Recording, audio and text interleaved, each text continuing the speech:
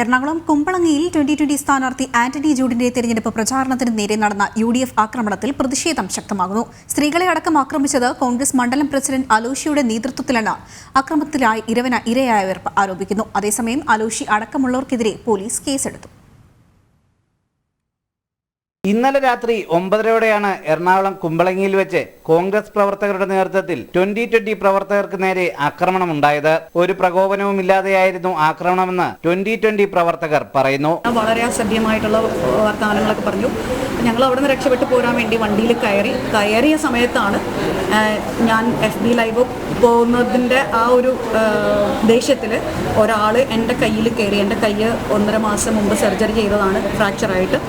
ആ കൈ പിടിച്ച് തിരിച്ചു. അതുപോലെ തന്നെ എൻ്റെ സഹോദരി അടുത്തിരുന്ന് അത് തടയാൻ വന്നപ്പോൾ അവളുടെ ഷോൾഡറിനിട്ട് ഒരു ഇങ്ങനെ മുഷ്ടി ചുരുട്ടി ഇരിക്കുകയാണ് ഉണ്ടായിരുന്നത്.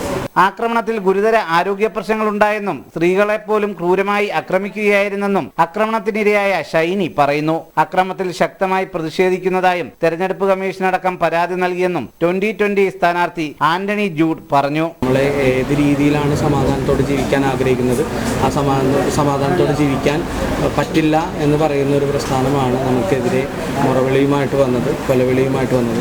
ഇതിനെതിരെ ശക്തമായിട്ട് പ്രതികരിക്കുകയാണ്. പോലീസിന് കൃത്യമായിട്ട് കംപ്ലൈൻറ്റ് രജിസ്റ്റർ ചെയ്തിട്ടുണ്ട്.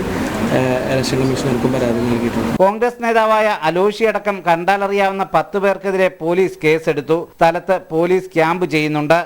ജനം, കൊച്ചി.